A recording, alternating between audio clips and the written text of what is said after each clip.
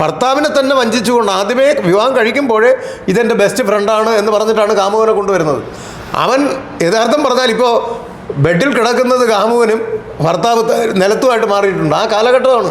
ഈ മാംസനിബദ്ധമല്ലാത്ത ആദർശ പ്രണയമൊക്കെ വേറെ ഉടായ്പാണ്. അത് താങ്കൾക്ക് യഥാർത്ഥത്തിൽ പ്രണയത്തിന്റെ യാഥാർത്ഥ്യം അറിഞ്ഞുകൂടാത്തതുകൊണ്ടാണ്. +1 10ാം ക്ലാസ്സും +1 +2 പഠിക്കുന്ന പിള്ളേർ സ്കൂളിൽ കാണിച്ചു കൂട്ടുന്ന ഒരുപാട് വീഡിയോസും ഫോട്ടോസും എനിക്ക് കിട്ടുന്നുണ്ട്. പണ്ട് വീഡിയോ ഇല്ല. ഒരു പെൺകുട്ടി ഒരു ഞരന്ത് പോലിരിക്കുന്ന ഒരു പെൺകുട്ടിയുടെ അടുത്ത് അവളെ കൂട്ടുകാർ ചോദിക്കുകയാണ് നിനക്ക് എത്ര പ്രണയമുണ്ടെന്ന്. മറ്റതൊക്കെ ഉണ്ടല്ലോ, മറ്റതൊക്കെ ശാരീരികമായിട്ടുള്ള പ്രണയം. അത് മാത്രമേ ദീപക് ഒരു പരാതി കൊടുത്തിരുന്നുവെങ്കിൽ ഈ പ്രശ്നമില്ല. അയാൾ ആത്മഹത്യ ചെയ്യാൻ പോയതാണ് തെറ്റ്. കാരണം അദ്ദേഹത്തിന്റെ ഒരു കോളിന് വേണ്ടി വെയിറ്റ് ചെയ്തിരിക്കുകയായിരുന്നു. തല്ലുകൊള്ളുന്ന ഭർത്താക്കന്മാരില്ലേ? ഉണ്ടല്ലോ, ഒത്തിരി ഉണ്ട്. ഇന്ന് ഏറ്റവും കൂടുതൽ അതാണ്. ആൾ കേരള മെൻസ് അസോസിയേഷൻ സംസ്ഥാന പ്രസിഡന്റ് വട്ടിയൂർക്കാവ് അജിത് കുമാറുമായുള്ള ചർച്ച തുടരുകയാണ്. നമസ്കാരം. ആൾ കേരള മെൻസ് അസോസിയേഷൻ ഇങ്ങനൊരു സംഘടനയുടെ പേര് ഈ സമീപ ദിവസങ്ങളിൽ കൂടുതൽ ചർച്ച ചെയ്യപ്പെടുന്നുണ്ട്, അല്ലെങ്കിൽ ആ ശബ്ദം കൂടുതൽ മുഴങ്ങി കേൾക്കുന്നുണ്ട്. അതിൻ്റെ ആശയങ്ങളോട് കൂടുതൽ ആൾക്കാർ യോജിച്ച് പരസ്യമായി യോജിപ്പ് പ്രഖ്യാപിക്കുന്നുണ്ട്. എത്ര വർഷമായിട്ടുണ്ടാവും ഇങ്ങനൊരു മൂവ്മെൻ്റ് ആരംഭിച്ചിട്ട്? ഇത് 19 വർഷം കഴിഞ്ഞ ഒക്ടോബർ 6 ആയപ്പോൾ 19 വർഷമായി. ഇപ്പോൾ അത് കഴിഞ്ഞിട്ട് ഒരു മാസം കൂടി ആയിട്ടാണ്. അപ്പോൾ നമ്മൾ എൻ്റേതായിട്ടുള്ള ജീവിതത്തിൻ്റെ പ്രശ്നങ്ങൾ, ഫാമിലി പ്രശ്നം ഉണ്ടായ സമയത്താണ് ഇങ്ങനെയൊക്കെ പുരുഷന്മാർ പീഡനം അനുഭവിക്കുന്നു എന്ന് തന്നെ ഞാൻ അറിയുന്നത്. അങ്ങനെയാണ് അത് വൈഫ് വട്ടിയൂർക്കാവ് പോലീസ് സ്റ്റേഷനിലും വനിതാ സെല്ല്, വനിതാ കമ്മീഷൻ, ഇങ്ങനെ കോടതി, ഇങ്ങനെ പലയിടത്തും കേസുകൾ കൊടുത്തപ്പോഴാണ് പുരുഷന്മാർ ഇങ്ങനെ പീഡിപ്പിക്കപ്പെടുന്നു, അവർക്ക് നീതി കിട്ടുന്നില്ല എന്നുള്ള കാര്യങ്ങൾ ഞാൻ മനസ്സിലാക്കുന്നതും. അപ്പോൾ ഇങ്ങനെ പരാതികൾ കൊടുത്തതിൻ്റെ അടിസ്ഥാനത്തിലാണ് പിന്നീട് ഞാൻ മനസ്സിലാക്കുന്നത് പുരുഷന്മാർ, കാര്യം അന്ന് വരെ നമ്മൾ ചിന്തിച്ചിരുന്നത് സ്ത്രീകളാണ് ഏറ്റവും കൂടുതൽ പീഡനം അനുഭവിക്കുന്നത്, അവർക്ക് നീതി കിട്ടുന്നില്ല എന്നുള്ള കാര്യങ്ങളൊക്കെ കാരണം നമ്മുടെയൊക്കെ വീട്ടിലും പല അയൽവക്കത്തുള്ള ചേച്ചിമാരൊക്കെ വന്ന് അമ്മയോടൊക്കെ കരഞ്ഞ് കാര്യങ്ങൾ പറയുന്നത് പലയിടത്തും കണ്ടിട്ടുണ്ട്. അപ്പോഴെല്ലാം ഞാനും എല്ലാവരെയും പോലെ പുരുഷന്മാരുടെ ഭാഗത്ത് തെറ്റുണ്ട് എന്ന് മനസ്സിലാക്കിയിട്ട് അവരോട് ദേഷ്യത്തോടു കൂടി പിന്നീട് അവരോടൊന്ന് ചിരിക്കുക പോലും ചെയ്യാത്തൊരു കാലഘട്ടം ഉണ്ടായിരുന്നു എനിക്ക് വിവാഹത്തിന് മുൻപ്. അപ്പോൾ വിവാഹം കഴിഞ്ഞു. അത് കഴിഞ്ഞ് പോലീസ് സ്റ്റേഷനും വനിതാ സെല്ലൊക്കെ കയറി ഇറങ്ങിയപ്പോഴാണ് മനസ്സിലായത് സ്ത്രീകളുടെ മുതലക്കണ്ണീരാണ്, അതൊക്കെ വ്യാജമാണ് എന്ന് മനസ്സിലാക്കിയിട്ട് പിന്നീട് അതിനെക്കുറിച്ച് കൂടുതൽ പഠിക്കുവാനായിട്ടും പോലീസ് സ്റ്റേഷനിലായാലും വനിതാ സെല്ല്, ഫാമിലി കോർട്ടിലൊക്കെ നിൽക്കുന്നവരോട് ഞാൻ സംസാരിക്കും. എന്താണ് നിങ്ങളുടെ പ്രശ്നമെന്ന് ചോദിക്കുകയും എൻ്റെ പ്രശ്നം പറയുകയും പരസ്പരം പറഞ്ഞപ്പോൾ ഏറ്റവും കൂടുതൽ പീഡനം അനുഭവിക്കുന്നത് പുരുഷന്മാരാണെന്നുള്ള കാര്യം മനസ്സിലാക്കി. അത് ഈ അടുത്ത കാലത്ത് അത് ഭയങ്കരമായിട്ട് വ്യാപിച്ചു എന്നുള്ളതാണ്. അത് നമ്മൾ സ്ത്രീ പരിരക്ഷാ നിയമങ്ങൾ ഒരുപാട് സ്ത്രീകൾ ഇന്ന് ദുരുപയോഗം ചെയ്യുന്നു. വിദ്യാഭ്യാസം സ്ത്രീകൾക്ക് കൂടിയപ്പോൾ അവർക്ക് മനസ്സിലായി ഇവിടുത്തെ നിയമസംഹിതകൾ അവർക്ക് അനുകൂലമാണ് എന്ന് മനസ്സിലാക്കിയിട്ടാണ് അവർ പുരുഷന്മാരെ ഒരു പരിചയമായിട്ടാണ് നമ്മൾ ആ നിയമങ്ങൾ അവർക്ക് കൊടുത്തത് എങ്കിൽ ഇന്നവർ പുരുഷന്മാരെ വെട്ടാനുള്ള വാളായിട്ട് ഉപയോഗിച്ചുകൊണ്ടിരിക്കുകയാണ്. അങ്ങനെയാണ് ഈ സംഘടന നമ്മൾ സ്റ്റാർട്ട് ചെയ്യുന്നത്. അപ്പോൾ ഈ പറഞ്ഞ 1-2 കാര്യങ്ങളോട് നമുക്ക് പൊരുത്തപ്പെടാവുന്നതാണോ എന്ന് പറഞ്ഞാൽ, ഒന്ന്, വിദ്യാഭ്യാസം വർദ്ധിച്ച സ്ത്രീകൾ നിയമം എനിക്ക് അനുകൂലമായി ഇങ്ങനെ ചില പോയിന്റ്സ് ഉണ്ടെന്നറിഞ്ഞ് അതിനെ ദുരുപയോഗം ചെയ്യുന്നുണ്ട്. എല്ലാ സ്ത്രീകളും ഇല്ല. അതെ. പക്ഷേ അതുപോലെ തന്നെയാണ് ഇവരുടെ അവകാശം. പലപ്പോഴും ഇത് ദുരുപയോഗം ചെയ്യുന്നതിനോടൊപ്പം തന്നെ അവകാശങ്ങൾ തിരിച്ചറിയുന്നുണ്ടെന്നും താങ്കൾ പറഞ്ഞിട്ടുണ്ട്.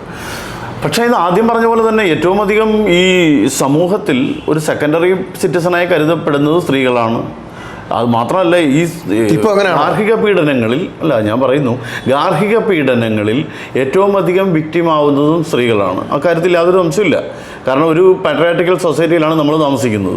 പിന്നെ ഈ പറയുന്ന പോലെ താങ്കൾ ഇങ്ങനെ മൂവ്മെൻറ്റ് മുന്നോട്ട് വെച്ചത് സ്വകാര്യമായ അനുഭവത്തിൻ്റെ വെളിച്ചത്തിലാണ്. ഇതുപോലെ സ്വന്തം അനുഭവങ്ങളുള്ള ധാരാളം പേരുണ്ടെന്നുള്ള യാഥാർത്ഥ്യമാണ്. പക്ഷേ സ്ത്രീ എന്നുള്ള ഒരു പദവിയുടെ അടിസ്ഥാനത്തിൽ മാത്രം അവർ രണ്ടാം തരം പൗരന്മാരാണ്. അത് ഇപ്പോഴത്തെയല്ല, എത്രയോ വർഷങ്ങളായി, എത്രയോ കാലങ്ങളെ അങ്ങനെ തന്നെ തുടരുന്നുണ്ട് അല്ലേ? അപ്പോൾ അത് ജനറലൈസ് ചെയ്യാൻ പറ്റുമോ എന്ന കാര്യത്തിൽ എനിക്ക് സംശയമുണ്ട്. പക്ഷേ ഇത്തരം മൂവ്മെൻറ്റിനെ അതുകൊണ്ട് ഈ മൂവ്മെൻറ്റ് വേണ്ടാന്നല്ല ഈ പറയുന്നതിൻ്റെ അർത്ഥവും. പക്ഷേ ഏറ്റവും അധികം പീഡിതരാവുന്നത് സ്ത്രീകളാണ് എന്ന കാര്യത്തിൽ, കാരണം പല കാരണങ്ങളുണ്ട്. അത് 1-2 കാരണങ്ങളല്ല. പക്ഷേ അത് എവിടെ തുടങ്ങുന്നതാണ്? ഏറ്റവും ബാല്യം മുതൽ, അത് വിവാഹം വേണ്ട, ബാല്യം മുതൽ വാർദ്ധക്യം വരെയും മരണം വരെയും പീഡിതരാവുന്നുണ്ട്. പക്ഷേ ഇതുപോലുള്ള നമ്മൾ പുരുഷന്മാരുടേതായിട്ടുള്ള പ്രശ്നങ്ങൾ കൂടുതൽ അഡ്രസ്സ് ചെയ്യപ്പെടുന്നത് പോസ്റ്റ് മാരിറ്റലാണ്, വിവാഹശേഷം ഭാര്യയിൽ നിന്നുണ്ടാകുന്നതാണ്. അതുകൊണ്ട് മാത്രമല്ല നമ്മുടെ സാമൂഹ്യ മനോഭാവം മാറാത്തിടത്തോളം കാലം സ്ത്രീപക്ഷമായ ഒരു നിയമം നിലനിൽക്കുന്നതിൽ എന്താണ് പോരായ്മയെ കാണുന്നത്? പോരായ്മ എന്ന് പറഞ്ഞാൽ ഈ പറഞ്ഞതിനോടൊന്നും എനിക്ക് യോജിക്കാൻ പറ്റുന്നില്ല. കാരണം ഏറ്റവും കൂടുതൽ ഇക്കാലത്ത് പീഡനം അനുഭവിക്കുന്നത് പുരുഷന്മാർ തന്നെയാണ്. പക്ഷേ അവർ പുറത്ത് പറയാൻ വേണ്ടി മടിക്കുന്നു. അവിടെയാണ് പ്രശ്നം. ഇപ്പോൾ ഒരു സ്ത്രീ ഒരു ഭർത്താവിൽ നിന്ന് ഒരു പ്രശ്നമില്ലെങ്കിൽ പോലും പരാതി കൊടുക്കുകയാണ്. ഒരു പോലീസ് സ്റ്റേഷനിലായിക്കോട്ടെ, കോടതിയിലായിക്കോട്ടെ, ഡിവോഴ്സിന് വേണ്ടിയിട്ടോ മറ്റു കാര്യങ്ങൾക്ക് പലവിധ പരാതികൾ കൊടുക്കുകയാണ്. ഗാർഹിക പീഡനം ഒരു ലോജിക്കൽ കേസ്, ഒരു ഭാര്യയും ഭർത്താവും തമ്മിൽ സ്നേഹമാണെങ്കിൽ എന്തിനൊരു സ്ത്രീ പരാതി കൊടുക്കണം? അതാണ് അറിയേണ്ടത്. ഇന്നത്തെ ഞാനിത് പറയുമ്പോൾ വിമർശനം ഉണ്ടാകും, പക്ഷെ അറിയാവുന്നവർക്ക് എല്ലാം അറിയാമല്ലോ. ഭാര്യമാർക്ക് ഒരു ഭർത്താവ് പോരാ എന്നൊരവസ്ഥയിലേക്ക് ഇന്ന് ഈ കാലഘട്ടം മാറിയിട്ടുണ്ട്. നമ്മൾ എത്ര മോശമായിട്ടുള്ള പുരുഷനാണെങ്കിലും അവൻ വിവാഹം കഴിഞ്ഞ് അവൻ ഭാര്യയും കുട്ടികളെയും സംരക്ഷിച്ച് ജീവിക്കുവാനാണ് അവന് താല്പര്യം കൂടുതൽ. എന്നാൽ സ്ത്രീകൾ നേരെ മറിച്ചാണ്. അവർ ആ ഭർത്താവിൽ ഒതുങ്ങി നിൽക്കുവാനോ ആ കുട്ടികളെ സംരക്ഷിച്ച് നല്ലൊരു കുടുംബ ബന്ധം കൊണ്ടുപോകണമെന്നോ ഒരു പെണ്ണിനും അങ്ങനെ ചിന്താഗതിയില്ല. ഏതെങ്കിലും ഒരു പെണ്ണ് അധ്വാനിച്ച് ഭർത്താവിനെയും മക്കളെയും പോറ്റിയതായിട്ട് നമ്മൾ എവിടെയെങ്കിലും കണ്ടിട്ടുണ്ടോ? എവിടെയെങ്കിലും കേട്ടിട്ടുണ്ടോ? ധാരാളം കണ്ടിട്ടുണ്ട്. അതെനിക്കൊന്ന് പറഞ്ഞു തരാമോ? ധാരാളം പേരുണ്ട്. ഇവിടെ സ്ത്രീകൾ ആവശ്യമുള്ളതിനും അനാവശ്യവുമായിട്ട് പരാതികൾ കൊടുക്കുമ്പോൾ കോടതിയിൽ ഏറ്റവും കൂടുതൽ കേസുകൾ കിടക്കുന്നത് സ്ത്രീകൾ കൊടുത്തിട്ടാണ് എന്ന് പറയേണ്ടി വരും. യഥാർത്ഥത്തിൽ കേസുകൾ കൊടുക്കേണ്ടത് പുരുഷന്മാരാണ്. അല്ലെങ്കിൽ അവർ പീഡനം അനുഭവിക്കുന്നു. ഇപ്പോൾ ദീപക്കിൻ്റെ കേസ് തന്നെ എടുക്കാം. ദീപക് ഒരു പരാതി കൊടുത്തിരുന്നുവെങ്കിൽ ഈ പ്രശ്നമില്ല. അയാൾ ആത്മഹത്യ ചെയ്യാൻ പോയതാണ് തെറ്റ്. കാരണം അദ്ദേഹത്തിൻ്റെ ഒരു കോളിന് വേണ്ടി വെയിറ്റ് ചെയ്തിരിക്കുകയായിരുന്നു ഞാൻ. കാര്യം ഇതേപോലെ ഷിംജിതയെ ജയിലിലാക്കാനുള്ള എല്ലാ വകുപ്പും ഞാൻ ചോദിച്ച് പഠിച്ച് മനസ്സിലാക്കിയിട്ട് ഇവിടെ ഇരിക്കുകയാണ്. ദീപക്കിൻ്റെ ഒരു കോളിൻ്റെ ആവശ്യം മാത്രമേ ഇവിടെ ഉണ്ടായിരുന്നുള്ളൂ. അവിടെ ഇയാൾ ജീവിച്ചിരുന്നു എങ്കിൽ ഇയാളാണ് പ്രതി ആയേനെ, യാതൊരു മാറ്റവും. കാരണം സ്ത്രീ പരാതി കൊടുത്തു കഴിഞ്ഞാൽ അവളുടെ ഭാഗത്ത് ഇന്ന് നിയമം പരീക്ഷയുള്ളൂ. പോലീസുകാരായാലും കോടതിയായാലും ഇവനെ കുറ്റക്കാരനാക്കും, അവനിൽ കുറ്റമില്ലെങ്കിൽ പോലും. അതാണ് നമ്മൾ മസ്താനിയിൽ കണ്ടത്. മസ്താനി എന്ന് പറഞ്ഞാൽ ഒരു സവാദ് വിഷയത്തിൽ കണ്ടത്. ആ പരാതി കൊടുത്തു. അപ്പോൾ തന്നെ ഇവൾ പറയുന്ന വീഡിയോ, അതും മസ്താനി ഒരു ഇൻസ്റ്റഗ്രാം ID പറഞ്ഞുകൊണ്ടാണ് ആ വീഡിയോയിൽ വരുന്നത്. അത് മാത്രമല്ല ഒരു വലിയൊരു ആക്ഷനൊക്കെ കാണിച്ചിട്ടാണ് വളരെ ഒരു കൂസലുമില്ലാതെയാണ് വന്നിരുന്നത് ഈ തെമ്മാടിത്തരങ്ങൾ പറഞ്ഞത്. അത് മാത്രവുമല്ല ആ പെൺകുട്ടി ചിത്രീകരിച്ച വീഡിയോയിൽ ഈ പറയുന്ന കാര്യങ്ങളൊന്നും ഇല്ലാതാണ്. അപ്പോൾ പിന്നെ എവിടെയാണ് ഇതിൽ ന്യായം വരുന്നത്? അവിടെയാണ് പറയുന്നത്. ഈ പറഞ്ഞ 3 കേസിനും ഒരു പൊതു സ്വഭാവമുണ്ട്. ഇപ്പോൾ ഈ സവാദിൻ്റെ കേസായാലും മറ്റേ ഇടയ്ക്ക് വന്ന അതിനു മുമ്പ് വേണ്ടി വന്നു. അതിനു മുമ്പേയുള്ള ഈ കേസുകളെല്ലാം പൊതു സ്വഭാവമുള്ള കേസുകളാണ് അല്ലേ? ഇത്തരമൊരു ലൈംഗിക ആരോപണം മാത്രമല്ല സ്ത്രീ അനുഭവിക്കുന്ന പ്രശ്നങ്ങൾ. സ്ത്രീകൾ പുരുഷന്മാർക്കെതിരെ ആരോപിക്കുന്നതും ലൈംഗിക ആരോപണം മാത്രമല്ല, ധാരാളം പ്രശ്നങ്ങൾ ആരോപിക്കുന്നുണ്ട്. അധികാരത്തിൻ്റെതായുണ്ട്, അല്ലെങ്കിൽ ശാരീരിക മറ്റ് ദേഹോപദ്രവങ്ങളുടെ ഇതുണ്ട്. ഇങ്ങനെ നിരവധി പ്രശ്നങ്ങളുണ്ട്. തല്ലുകൊള്ളുന്ന ഭർത്താക്കന്മാരില്ലേ? ഉണ്ടല്ലോ, പക്ഷേ എത്ര പേരുണ്ട്? ഇന്ന് ഏറ്റവും കൂടുതൽ അതാണ്. ഇല്ല, ഒരു പെണ്ണിനെ ഇന്ന് തല്ലിക്കഴിഞ്ഞാൽ അവൾ അപ്പോൾ പോലീസ് സ്റ്റേഷനിൽ പോകും, കൈ ഓങ്ങുന്നതിന് മുമ്പ് പോകും. കാരണം നിയമം അവർക്ക് പരിരക്ഷ കൊടുക്കുന്നു എന്നറിയാം, ഇയാളെ ജയിലിൽ അടയ്ക്കണമെന്നറിയാം. അത് മാത്രമല്ല, വിവാഹം കഴിഞ്ഞാൽ 2-3 വർഷം 2 വർഷം പോലും ഇന്ന് ഒരുമിച്ച് താമസിക്കാൻ താല്പര്യമില്ല അവർക്ക്. കാരണം അവർക്ക് അവരുടെ കോളേജ് ലൈഫ് അവർ പല പുരുഷന്മാരോടൊപ്പം അത് തന്നെയാണ്. ഇന്ന് അതിൽ പറയാൻ ഒരു മടിയില്ല എനിക്ക്.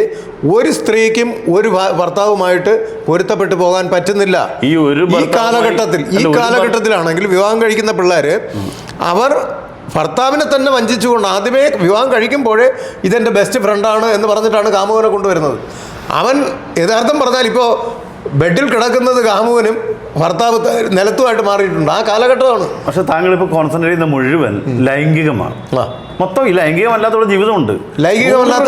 ലൈംഗികം എന്ന് പറഞ്ഞാൽ ഇതിലൊരു വലിയൊരു ഘടകം തന്നെയാണ്. ഇത് ഞാൻ പറയാനുണ്ടായ കാരണം ഏറ്റവും കൂടുതൽ സ്ത്രീകൾ ഇന്ന് ലൈംഗികത മാത്രമാണ് മുന്നിൽ കണ്ട് കുടുംബ ഇത് വരുന്നത്. ഒരിക്കലും അത് 100%. അത് എങ്ങനെ കണ്ണിക്കാൻ പറ്റും? 100%. ഈ അങ്ങനെയാണെങ്കിൽ ഞാൻ പറയട്ടെ, ഡിവോഴ്സ് ആയിട്ടുള്ള ഈ കേസിൽ കിടക്കുന്ന കേസുകളിൽ സ്ത്രീ വേറൊരു പുരുഷനുമായിട്ട് ബന്ധമില്ലാത്ത ഒരു കേസ് എനിക്ക് കാണിച്ചു തരാമോ? ധാരാളം കേസുകൾ. ധാരാളം എന്ന് പറഞ്ഞിട്ട് ഒരു കാര്യം, ഒരു ആളെ കാണിച്ചു തരൂ. ആ ആളുമായിട്ട് ഞാൻ ബന്ധപ്പെട്ടിട്ട് നിങ്ങൾക്ക് തെളിവ് ഞാൻ ഒരു 5 ദിവസത്തിനകം തരും. അത് താങ്കളുടെ ഈ മാനസികാവസ്ഥ ഇങ്ങനെ ആയതുകൊണ്ട് ഞാൻ ഈ വ്യക്തികളുടെ പേര് ഞാൻ പറയില്ല. കാരണം എന്താണ്, അവരുടെ പ്രശ്നം രഹസ്യമായിട്ട് തന്നാൽ മതി, ഞാൻ രഹസ്യമായിട്ട് നീങ്ങും. എന്റെ കൈകടത്തിലാവും അത്. കാരണം അല്ല, ഇതിനകത്ത് പ്രധാനപ്പെട്ട പ്രശ്നം, ഒന്നാമത് ഞാൻ പറയുന്നു, പുരുഷ കമ്മീഷൻ എന്ന നിങ്ങളുടെ ആശയത്തിന് ഞാൻ എതിരല്ല. പക്ഷേ കേരളത്തിലെ സ്ത്രീകൾ മുഴുവൻ അങ്ങ് ലൈംഗികതയ്ക്ക് മുട്ടി നിൽക്കുകയാണെന്നുള്ള ഒരു പ്രസ്താവനയോട് മുട്ടി നിൽക്കുകയാണെന്ന് അടി ഉറച്ച് പറയും. മുട്ടി നിൽക്കുകയാണ്. അതിൽ 18, ഇന്നിപ്പോൾ പ്രായപൂർത്തി എന്ന് പറഞ്ഞാൽ 18 വയസ്സാണല്ലോ. 18 വയസ്സിന് മുന്നേ യഥാർത്ഥത്തിൽ പെൺകുട്ടികൾക്ക് പ്രായപൂർത്തിയാകുന്ന 15 ആക്കണം. കാരണം ഇന്ന് ഒരുപാട് ആൺകുട്ടികൾ 18 തികഞ്ഞവരും തികയാത്തവരും പീഡന കേസിൽ പ്രതികളാണ്. എങ്ങനെയാണ് അവർ പീഡനത്തിൽ പ്രതിയാളാവുന്നത്? അതൊന്ന് പറയോ? ഇന്നലെ ഞാൻ ചോദിക്കട്ടെ, ഈ പ്രണയം എന്ന് പറയാം, പ്രണയത്തിൽ നമ്മളെല്ലാവരും ഏതെങ്കിലും ഒരു കാലഘട്ടത്തിൽ ഒരു പെൺകുട്ടിയായിട്ട് പ്രണയിച്ചിരിക്കും. തീർച്ചയായും. ആ പ്രണയിക്കുമ്പോൾ അന്ന് ശാരീരിക ബന്ധത്തിലല്ല നമ്മളെല്ലാം പോകുന്നത്. ആ പ്രണയത്തിന് ഒരു മൂല്യത, സ്നേഹത്തിന് ഒരു മൂല്യത ഉണ്ടായിരുന്നു. അന്നത്തെ കാലത്തോ എക്കാലത്തും ഈ മാംസനിബദ്ധമല്ലാത്ത ആദർശ പ്രണയമൊക്കെ വേറെ ഉടായിപ്പാണ്. അത് താങ്കൾക്ക് യഥാർത്ഥത്തിൽ പ്രണയത്തിന്റെ യാഥാർത്ഥ്യം അറിഞ്ഞുകൂടാത്തതുകൊണ്ടാണ്. പക്ഷെ ഞങ്ങളൊക്കെ എന്ന് പറഞ്ഞാൽ മാനസികമായിട്ട് ഞാൻ ഒരു പെൺകുട്ടിയെ പ്രണയിച്ചിട്ടുള്ളൂ. അത് എൻ്റെ ഉള്ളിൽ നിന്ന് വന്നതാണ്. കാര്യം ആ പെൺകുട്ടിയെ നമുക്ക് വേറൊരു രീതിയിൽ തൊടാൻ പോലും നമുക്ക് തോന്നില്ല. അതാണ് പ്രണയം. അതാണ് പ്രണയം. അല്ല ശാരീരിക ബന്ധത്തിൽ ഏർപ്പെടണമെങ്കിൽ ശാരീരിക ബന്ധത്തിൽ ഏർപ്പെടാൻ നിർബന്ധമല്ല ഞാൻ പറഞ്ഞത്. അല്ല അങ്ങനെയാണ് പറഞ്ഞത്. അല്ല അങ്ങനെയല്ല, അങ്ങനെ അല്ലാത്ത പ്രണയം എന്നുള്ള ഒരു കൺസെപ്റ്റ് ഉണ്ടല്ലോ, എല്ലാവരും അതൊരു ഉടായ്പാണെന്ന്. മറിച്ച് ഞാൻ ചോദിക്കുന്നത്, എനിക്കിപ്പോൾ തുളസിക്കാരനെ ഇഷ്ടപ്പെടുന്നത് പോലെ റോസാപ്പൂവിനെ ഇഷ്ടപ്പെടുന്ന ഒരു പെണ്ണ് ഇഷ്ടപ്പെടാൻ പറ്റുമോ? പരിപാവനമായ പ്രണയം എന്ന് പറഞ്ഞു കഴിഞ്ഞാൽ അന്നത്തെ കാലത്ത്, പഴയ കാലത്തെ പ്രണയം എന്ന് പറഞ്ഞു കഴിഞ്ഞാൽ അതിനൊരു പവിത്രത ഉണ്ടായിരുന്നു. അത് സെക്സിലോട്ടല്ല ആദ്യം പോകുന്നത്. ആദ്യം അതൊരു മാനസികമായിട്ടുള്ള പരസ്പരം തമ്മിലുള്ള ഒരു സ്നേഹബന്ധം അല്ല. ആ ബന്ധം ഒന്ന് കേൾക്കൂ, ഞാൻ പറയുന്നത് ഇത് ആദ്യം സെക്സിലേക്ക് പോകണമെന്നല്ല ഞാൻ പറഞ്ഞത്. സെക്സ് ഒരു അണ്ടർലൈങ് ഫാക്ടറാണ്. എല്ലായ്പ്പോഴും സെക്സ്. എല്ലായ്പ്പോഴും അല്ല, ഈ കാലഘട്ടത്തിലല്ല. ഈ തലമുറ, ഈ ജനറേഷനിൽ ഞാൻ കാണുന്നത് അങ്ങനെയാണെങ്കിൽ ഈ +1 10ാം ക്ലാസ്സും +1 +2 പഠിക്കുന്ന പിള്ളേർ സ്കൂളിൽ കാണിച്ചു കൂട്ടുന്ന ഒരുപാട് വീഡിയോസും ഫോട്ടോസും എനിക്ക് കിട്ടുന്നുണ്ട്. പണ്ട് വീഡിയോ ഇല്ല, പണ്ട് അങ്ങനെ വീഡിയോസ് ഇല്ല. നമ്മുടെ ക്ലാസ്സിൽ ഞാൻ ചോദിക്കട്ടെ, ഒരു ട്യൂഷൻ സെന്ററിൽ നമ്മുടെ സ്കൂളിൽ മിക്സഡ് പോലും അല്ല, ഈ ഒരു ട്യൂഷൻ സെന്ററിൽ ഇരുന്നിട്ട് ഒരു പെൺകുട്ടിയെ തൊടാൻ പോലും ഞങ്ങൾ ആരും പേടിച്ചിരുന്നല്ലോ, ഒരു വാക്ക് പറയാൻ പേടിച്ചിരുന്നല്ലോ. എന്തിന് സംസാരിച്ചിട്ട് പോലും ഇല്ല. അറിയോ, 10ാം ക്ലാസ് കഴിയുന്നത് വരെ, അതിനും ശേഷവും അങ്ങനെ തന്നെയാണ് എൻ്റെ ഇതിൽ. പക്ഷേ 10ാം ക്ലാസ് വരെ എടുക്കുകയാണെങ്കിൽ ഒരു കാരണവശാലും ട്യൂഷൻ സെന്ററിൽ ഒരുമിച്ച് നമ്മൾ പഠിച്ചിട്ടുണ്ട്, മിക്സഡ് ആണല്ലോ. ശരി, അവിടെ പോലും ഞങ്ങൾ ഒരു വാക്കുകൊണ്ട് പോലും സംസാരിച്ചിട്ടില്ല. ഇനി ഒന്ന് തൊടാൻ ഞങ്ങൾ പേടിച്ചിരുന്നു. എന്തെങ്കിലും പറഞ്ഞാൽ അത് വീട്ടിലെറിയും, പരിസരത്തെറിയും. അതിനൊക്കെ ഒരു വിലയും നിലയും ഉണ്ടായിരുന്നു. ഇന്ന് അതാണോ? ഇന്ന് അങ്ങനല്ല. ഇന്ന് മൊബൈൽ എടുക്കുന്നു. ഇന്നത്തെ കാലഘട്ടം പറയുകയാണെങ്കിൽ, ഹായ് എടാ, നിന്നെ എനിക്കിഷ്ടമാണ്. ഏതെങ്കിലും പെൺകുട്ടികളോട് ചോദിക്കും. അവർ പലപ്പോഴും ഇപ്പോൾ ബസ് യാത്രയിലായാലും ട്രെയിൻ യാത്രയിലായാലും ഞാനെല്ലാം വീക്ഷിക്കുന്ന ഒരാളാണ്. അപ്പോൾ ഒരു പെൺകുട്ടി, ഒരു ഞരന്ത് പോലിരിക്കുന്ന ഒരു പെൺകുട്ടിയുടെ അടുത്ത് അവളെ കൂട്ടുകാർ ചോദിക്കുകയാണ്, നിനക്കെത്ര പ്രണയമുണ്ടെന്ന്. 4 നമ്മൾ പറയുകയാണ്. അതെന്ത് പ്രണയം? നമുക്ക് ഒരാളിനെ മാത്രമേ പ്രണയിക്കാൻ പറ്റൂ. ഒരു പെൺകുട്ടിയെയും തിരിച്ചൊരു മറ്റതൊക്കെ ഉണ്ടല്ലോ, മറ്റതൊക്കെ ശാരീരികമായിട്ടുള്ള അത് മാത്രമേ ഉള്ളൂ. ആൾ കേരള മെൻസ് അസോസിയേഷൻ സംസ്ഥാന പ്രസിഡന്റ് വട്ടിയൂർക്കാവ് അജിത് കുമാറുമായുള്ള സംസാരം അഥവാ ചർച്ച നമ്മൾ ഇവിടെ അവസാനിപ്പിക്കുന്നില്ല. അദ്ദേഹത്തിന് പറയാനുള്ളതും നമുക്ക് പറയാനുള്ളതും തുടരും.